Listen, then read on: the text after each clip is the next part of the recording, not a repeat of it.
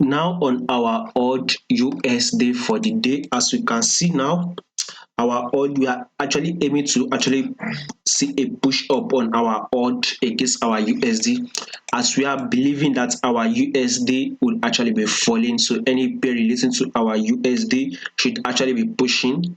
We actually had that bullish move which was on Monday, This was the bullish move. We actually had that bullish move, which was on Tuesday. And guess what? This is Wednesday, and we are planning to have that bullish move again. But we are actually getting a retracement. If you are to analyze it, you'll be able to see a retracement on our 4-hour time frame, whereby our price is actually ranging here. As you can mark it as a bullish move, you can actually get it as a retracement, a bullish move which broke our previous high.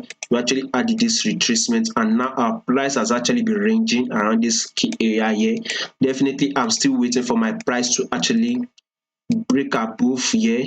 This my, on this 4-hour time frame, as you can see, our price is ranging here.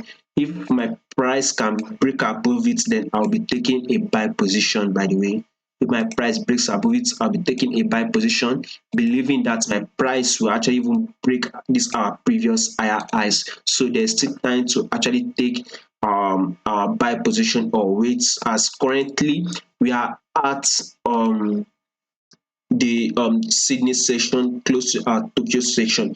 By the time our London section opens for the day, I believe we'll actually see a break above here. I'll be checking it on my London section. When we actually see a break above, then I'll be taking a buy on our odd against our USD. Right now, we are seeing some ranging move on our 4-hour time frame on this our odd against our USD. So that is the analysis. Before you go, don't forget to subscribe, like, and share.